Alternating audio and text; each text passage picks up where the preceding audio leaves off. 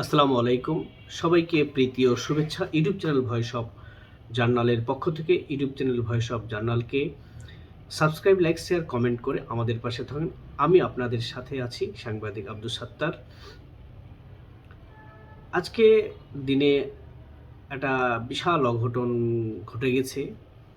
বাংলাদেশের তো সভা সমাবেশ কোনো নিষিদ্ধ নেই। তো এই যে ট্যাগের যে রাজনীতি, ফ্যাসিস্ট, এখন বড় ফ্যাসিস্ট তো কারা এখন বোঝাই যাচ্ছে। ফ্যাসিস্টের দোসর, এই দোসর কারা? আজকে মঞ্চ ৭১ নামে একটি সংগঠনের ঢাকা রিপোর্টার্স ইউনিটিতে একটা সংলাপ ছিল বা এখানে আমাদের সংবিধানের প্রণেতা, গণফোরামের এমিটেরার সভাপতি,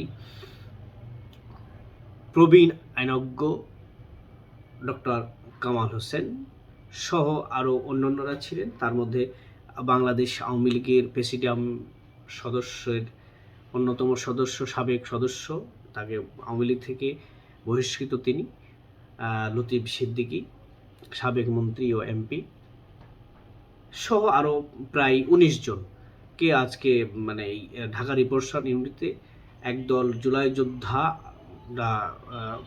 যোদ্ধা, সন্ত্রাসী যোদ্ধাই বলবো আমরা, তারা কি অপমান, অজস্র মুক্তিযোদ্ধাকে অপমান করেছে, গলা চেপে ধরেছে।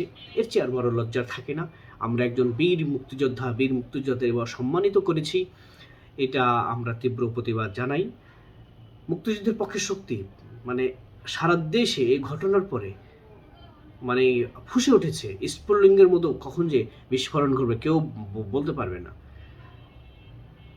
তো আজকে যারা করলো, আজকে বাংলাদেশে দুটা ভাগে বিভক্ত হয়ে গেছে, মুক্তিযুদ্ধের পক্ষের শক্তি আর মুক্তিযুদ্ধের বিপক্ষের শক্তি। এই দুটো দল এখন আর কোনো ডান বাম আমার কিছু নাই। এখন সরাসরি মুক্তিযুদ্ধের পক্ষের একটা হবে আর মুক্তিযুদ্ধের বিপক্ষের একটা। এখন তো বিএনপিও, আমরা বেশ কয়েকদিন আগে দেখেছি বিএনপির চেয়ারপারসনের অন্যতম উপদেষ্টা বীর মুক্তিযোদ্ধা অ্যাডভোকেট ফজলুর রহমানকে যেভাবে অপমান, অপদস্থতার বাসার সামনে মব করে অশ্রাব্য ভাষায় স্লোগান দেওয়া হয়েছে। তারপরে কি করলো?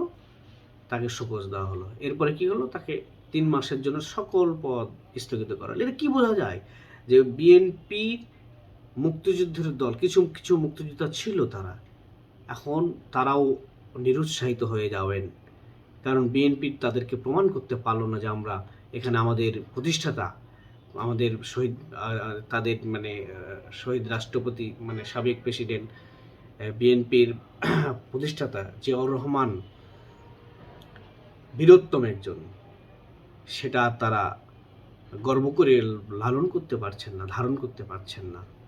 ক্ষমতা যাওয়ার আশা, কিন্তু আপনারা কেউ ক্ষমতায় আর যেতে দিবে বলে মনে হয় না। জামাত অলরেডি ঘোষণা করেছে যে আমরা এই নির্বাচন প্রতিরোধ করব। তখন তো খেলা তো জমে যাচ্ছে। আর মুক্তিযুদ্ধের পক্ষের শক্তি তো যদি এক হয়ে যায়, এখানে কোনো আওয়ামী লীগ থাকবে না, বাম থাকবে না, কিছুই থাকবে না, সবাই এক হয়ে যাবে, এক কাতারে দাঁড়াবে। তখন কি হবে দেশের অবস্থা? তো অতএব সাবধান, মুক্তিযোদ্ধারা এদেশের শ্রেষ্ঠ সম্পদ। আমাদের ৭২-এর সংবিধান হচ্ছে মুক্তিযুদ্ধের অর্জনের ফসল। তো এগুলো নিয়ে যেন আমরা কথা না বলি। বাংলাদেশে বাস করতে হলে মুক্তিযুদ্ধকে স্বীকার করতেই হবে, সংবিধানকে স্বীকার করতে হবে। হ্যাঁ, সংবিধান সংশোধন হতে পারে, কিন্তু ছুঁড়ে ফেলা দেওয়া, অমুক করা, সমুক করা, এই খায়েশ মিটবে না। সবাই প্রতিরোধ গড়ে তুলবে। আজকে সবাই বাংলাদেশের মুক্তিযোদ্ধার সন্তানরা এবং মুক্তিযুদ্ধের পক্ষের লাখ লাখ মানুষ, কোটি কোটি মানুষ হৃদয়ের রক্তক্ষরণ হচ্ছে।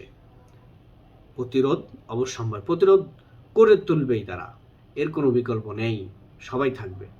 এবং যারা রাজনীতি নিয়ে ভাবেন, মুক্তিযুদ্ধ নিয়ে ভাবেন, তারা কোনোদিন, তাদের দল কোনো নাই, তাদের দল একটাই, মুক্তিযুদ্ধ ১৯৭১। সবাইকে ধন্যবাদ।